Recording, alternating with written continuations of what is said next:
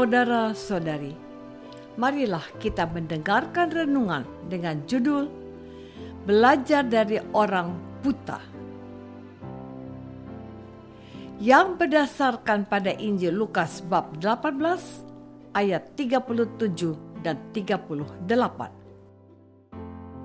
Lalu orang buta itu berseru, "Yesus, Anak Daud, kasihanilah aku." Maka mereka yang berjalan di depan menegur dia supaya ia diam. Namun semakin keras ia berseru, "Anak Daud, kasihanilah aku." Dalam nama Bapa dan Putra dan Roh Kudus. Amin. Saudara-saudari terkasih dalam nama Tuhan Yesus Kristus, bacaan Injil pada hari ini menampilkan kisah Yesus menyembuhkan orang buta. Peristiwa itu terjadi ketika Yesus hampir tiba di Yerikho.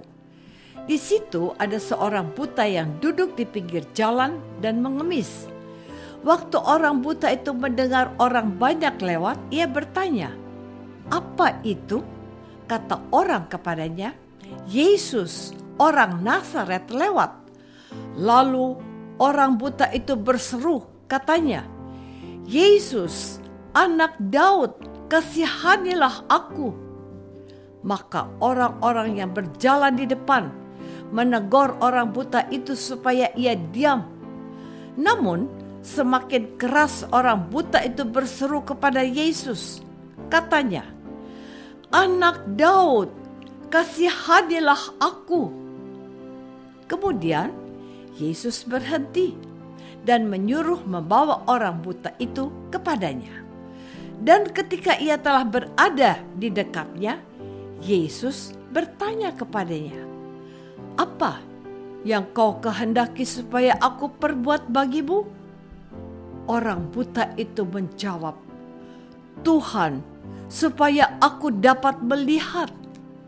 Lalu kata Yesus kepadanya, "Melihatlah engkau, imanmu telah menyelamatkan engkau." Dan seketika itu juga melihatlah ia, lalu mengikuti dia.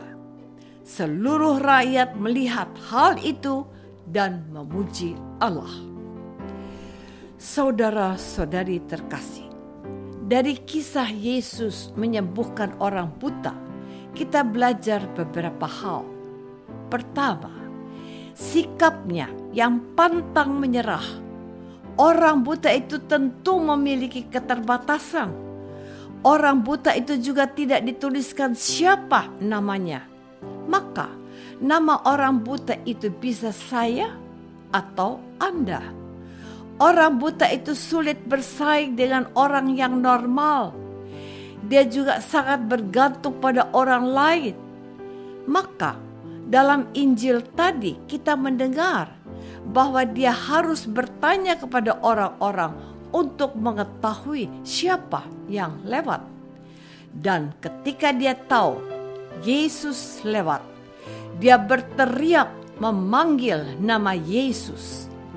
Saat orang menegur agar dia diam, orang itu malah semakin keras berteriak memanggil nama Yesus. Inilah sikap pantang menyerah. Dia tidak menyerah kepada permintaan orang banyak agar dia diam. Kedua, meninggikan Yesus. Orang buta ini meninggikan Yesus dengan menyebut, "Yesus, Anak Daud." Daud adalah raja besar dan sangat terkenal di Israel dan bangsa sekitarnya.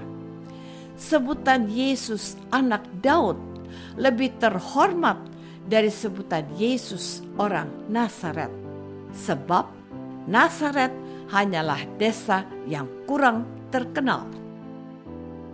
Saudara-saudari terkasih, hal ketiga yang kita pelajari dari orang buta dalam teks Injil hari ini adalah pengetahuan imannya yang hebat. Kita dapat melihat pengetahuan iman orang buta itu dari apa yang dia dengar dan apa yang dia katakan. Ketika orang banyak di sekeliling orang buta itu memberitahukan kepada si buta bahwa yang lewat adalah Yesus orang Nazaret, orang buta itu tidak langsung memanggil nama Yesus dengan sebutan yang sama, Yesus orang Nazaret. Tetapi yang luar biasa adalah orang buta itu mengganti sebutan nama Yesus orang Nazaret dengan sebutan Yesus anak Daud.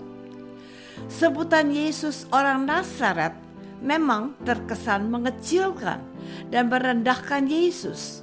Sementara sebutan Yesus anak Daud terkesan meninggikan dan menghormati Yesus sebagai keturunan Raja Daud. Raja Daud merupakan raja kedua yang memerintah bangsa Israel. Raja Daud terkenal dan dihormati oleh orang-orang Israel.